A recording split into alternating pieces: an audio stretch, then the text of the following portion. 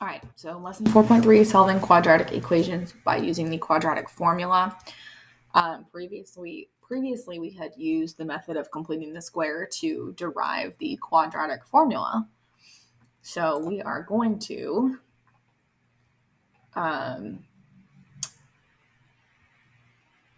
you can read through this for how to complete the square to get this quadratic formula. That's just a review of previous lesson.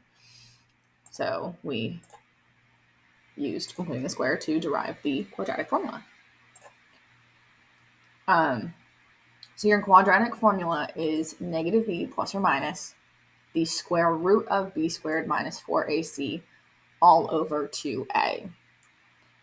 So if you remember from previous lessons, the negative b over 2a was used to find the vertex of our graph, and we are actually going to use the b squared minus 4a as a discriminant later on in this lesson. So different parts of that formula can be used to find different things in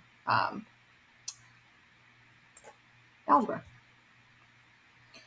All right, so we're going to first start by naming what a, b, and c is. So a is the coefficient in front of the x squared, so that will be 8. B is the coefficient in front of the x, which is 10. And c is the coefficient of the constant, which is just 3. So we'll substitute it all into here. So we know that 10 squared is 100. 4 times 8 times 3. You can pull up your calculator for this. Once you figure out all these different pieces, I actually like to just put it all into the calculator instead of in each piece individually. So we get 96, and 2 times 8 is 60. So then we take 100, put that here, minus the 96, put that here, all over to 16 here. 100 minus 96 is 4. We know the square root of 4 is plus or minus 2. So now you're going to put 2 into both of these. Negative 10 plus 2 gives you negative 8. And negative 8 over 16 reduces to negative 1 over 2. Now negative 10 minus 2 is negative 12, which reduces to negative 3 over 4. And then those are your two solutions.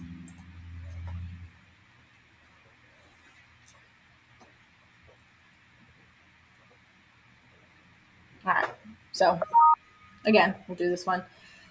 So first, determine what a, b, and c is. So looking at our equation up here, the number in front of x squared is 3, the number in front of x is 5, and our constant is negative 2.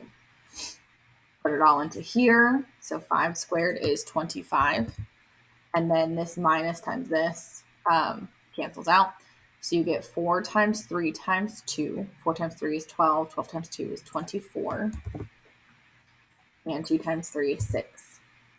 So 25 plus 24 is 49. Square root of 49 is plus or minus 7. So we're going to put 7 in for both of here. And then negative 5 plus 7 is positive 2, sorry. And then 2 divided by 6 reduces to 1/3. And negative 5 minus 7 is negative 12. Negative 12 divided by 6 is negative 2. So our answers are either 1/3 or negative 2.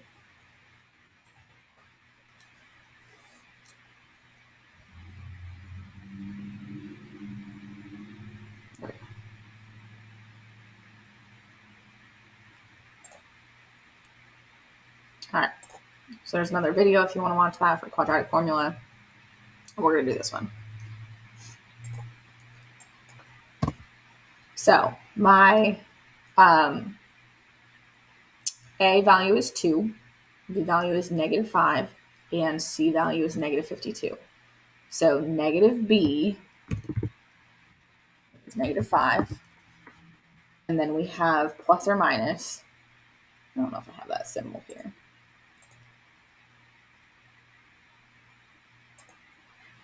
No. So we'll just put a plus. for now.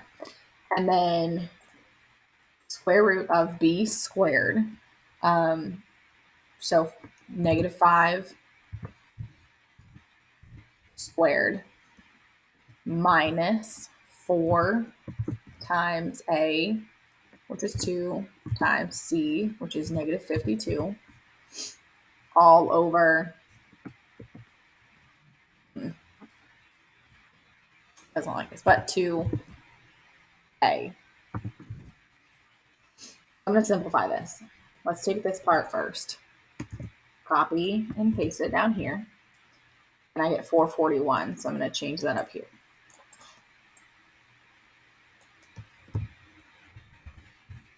And 2 times 2 is 4. Negative times a negative makes a positive, so this becomes just positive 5. So we have 5 plus or minus square root of 441 all over 4. The square root of 441, copy, paste that down here, gives me 21. So I'm going to simplify this to 21. So now I have to do 5 plus 21 divided by 4. And 5 minus 21 divided by 4. Okay, so my two answers, I get 13 over 2 and negative 4. So 13 over 2 and negative 4.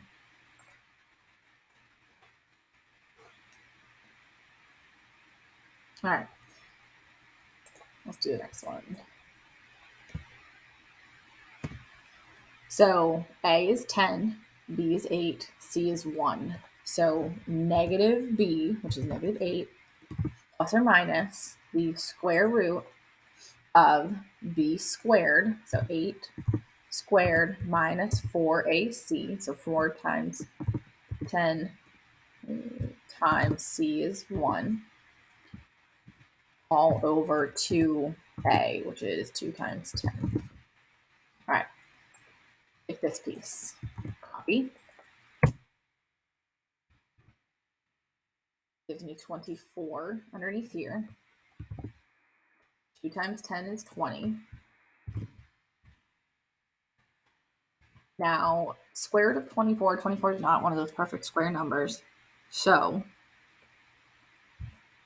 24 can actually be split between square root of 4 times the square root of 6. So the square root of 4 is 2, and 6 will remain underneath. So now I have negative 8 plus, well, actually, before I do that, all of the numbers on the outside you can actually simplify. So if you divide them all out by 2, so negative 8 divided by 2 is negative 4, plus the square root of 6, and this will all be over 20 divided by 2 is 10. And then same thing, I don't like that it does not do all over, but for the minus sign. So remember, this is a plus minus, it just doesn't have that button on here. So those would be your two answers. So we have negative 4, both of these. This remains a 6 for both of these, and this remains a 10 for both of these.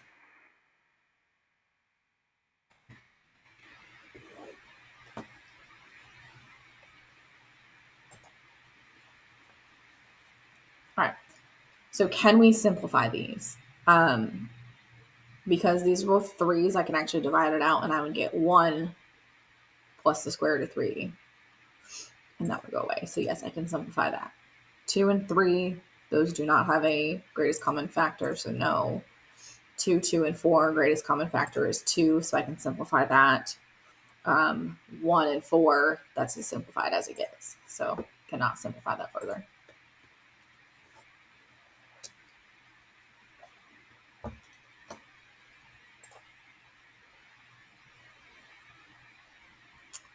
All right, so we've got these two here to look at.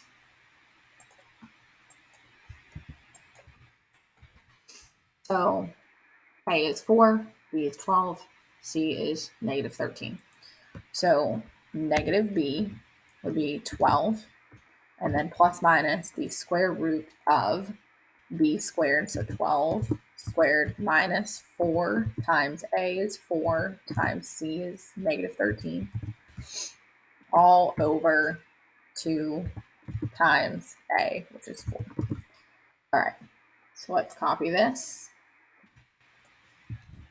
Paste this down here, 352. And 2 times 4 is 8.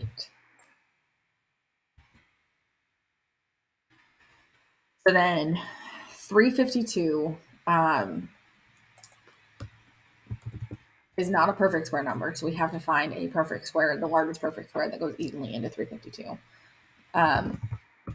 I know from just by looking at this, it's going to be 16. You might have to run through a couple of them to figure that out. So 16 and 22, the square root of 16 is 4. So the 4 will go out here and 22 will remain underneath. So now I know by looking at 12, 4, and 8 that I can take a 4 out of each of these. So dividing it all by 4, negative 12 divided by 4 gives me negative 3, plus or minus. 4 goes away. I'm left with square root of 22 all over 8 divided by 4 is 2. So now I have all of my numbers that I need. So this is going to be negative 3. This is negative 3. 22 goes under the square root. And then 2 on the bottom.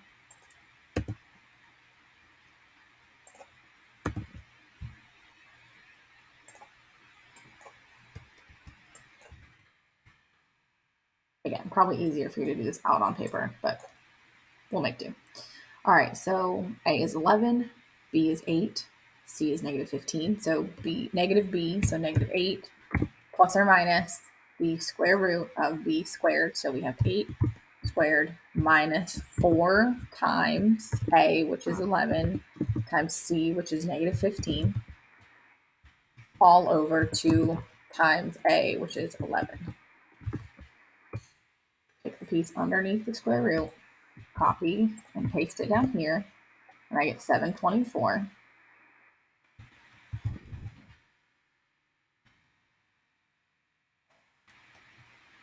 And then 2 times 11 is going to be 22. And then this 724, let's see if this is a perfect square.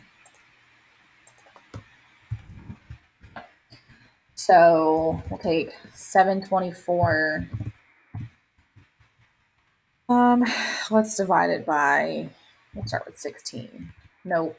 Actually, we'll work our way down. Obviously not 100, so let's try 81. Oops. Nope. Next one is 64. Nope. Okay. 36. 5. No. 16. No.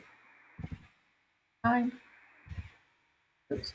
And last one is 4. All right, cool. So 181 will stay in here. And square root of 4 is 2. So now between negative 8, 2, and 22, I can take a 2 out of everything. So this becomes negative 4. 2 divided by 2 is 1. And 22 divided by 2 is 11.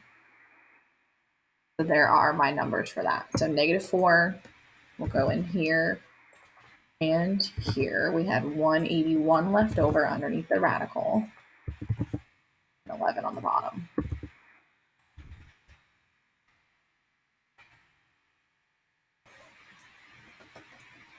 Cool.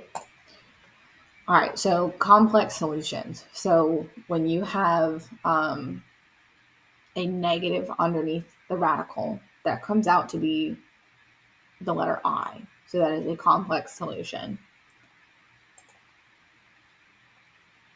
So our discriminant, so how we're going to figure out what type of solutions we have. Our discriminant is the b squared minus 4ac. So if b squared minus 4ac is greater than 0, so meaning a positive number, you have two real solutions. This is something you're going to want to write down and note. B squared minus 4ac is equal to 0, you have one real solution. If it's less than 0, meaning a negative number, you have two imaginary solutions. So let's look at what we've got. All right, so A in this case is negative 9, B is 6, and C is 3.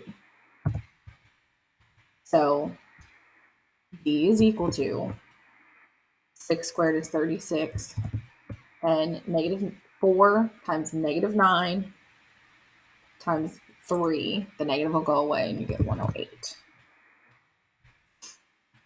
Add them together, you get 144. It is a positive number, so you have two real solutions.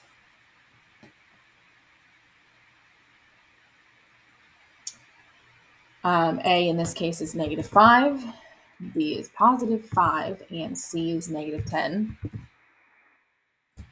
B is equal to 5 squared is 25. Negative 4 times negative 5 is 20. Times 10 is 200. So we get negative 175. So therefore we have two imaginary. So it's a negative number, two imaginary solutions.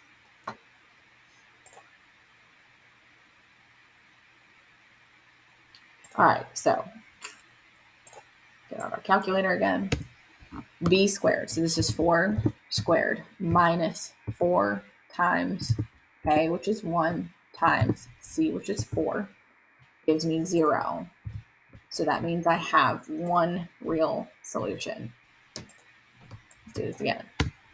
So B is 8, so 8 squared, minus 4 times A, which is negative 5, times C, which is negative 9, gives me negative 116. Negative number means that I have two imaginary. All right.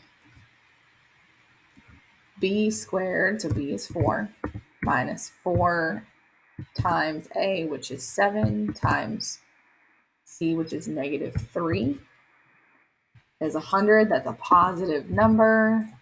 So I have two real solutions.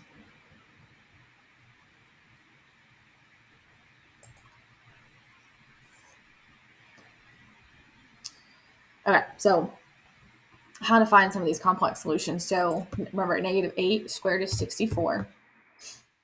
This is just doing this piece up here. 4 times 2 times, or 4 times negative 2 times negative 9 is 72. And 2 times negative 2 is negative 4. 64 minus 72 is negative 8. And then negative 8 can be rewritten as the square root of 4 times the square root of negative 1 times the square root of 2, which becomes square root of 4 is 2, square root of negative 1 is I, and bring down the square root of 2. So then these are your two complex solutions.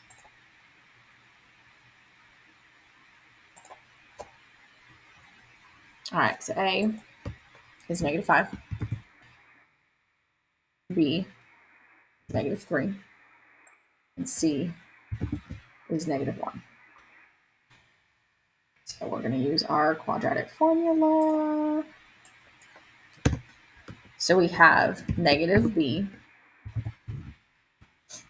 plus or minus the square root of, this is B squared, so essentially 3 squared. You're going to get a positive number anyway. 4 times A, negative 5, times C, which is negative 1, all over 2 times A, which is negative 5. Right. Then we're going to take this, copy and paste it here. So that's negative 11. And 2 times negative 5 is negative 10. And negative times negative makes a positive 3. Now this negative underneath the square root will actually become an I out here. And we'll take away that. And that looks about right. So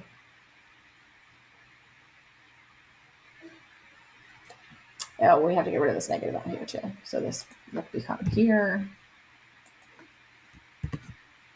and go away there. All right, so we have -3 and the -3. Letter I. We have 11 underneath and 10 on the bottom.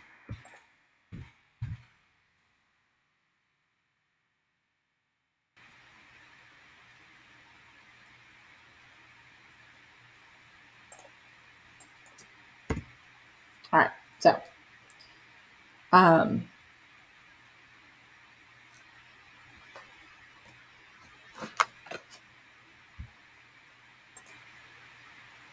all right, so with these, you've got to move everything over to the left-hand side. So we would have to add the 12 and then add the 10x.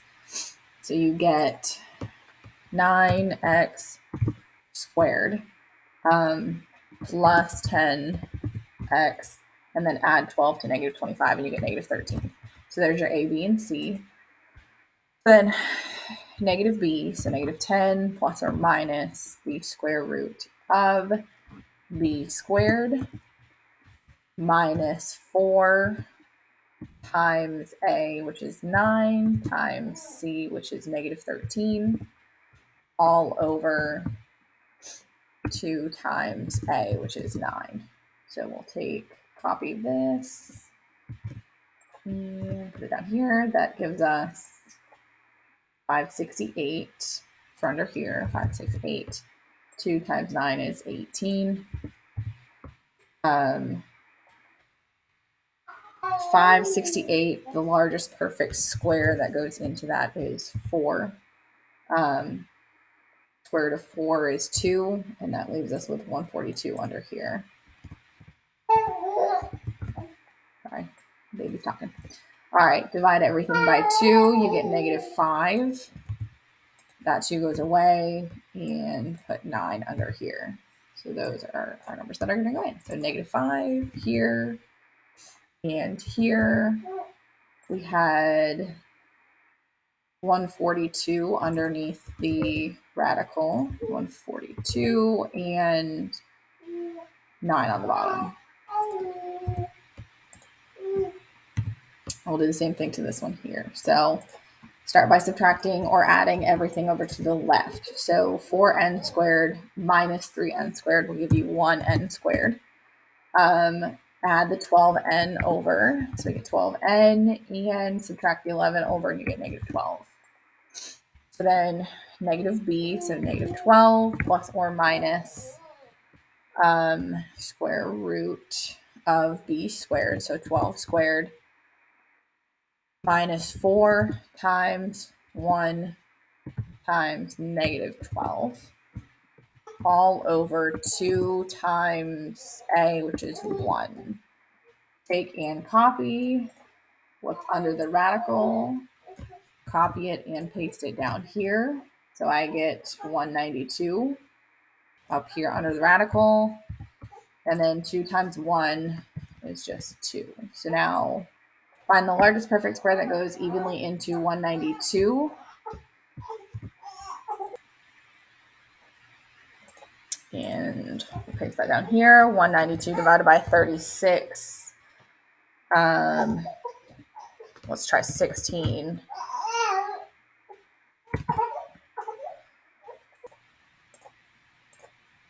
All right, because when I divided it by 16, I got 12. Means that there is a larger perfect square, which is 64. So this is going to be, square root of 64 is 8. Bring this to a 3, and then divide everything by 2 gives us -6. This is 4, and then that 2 goes away. So I get -6 plus 4 root 3, 4 root 3, and -6 minus 4 root 3.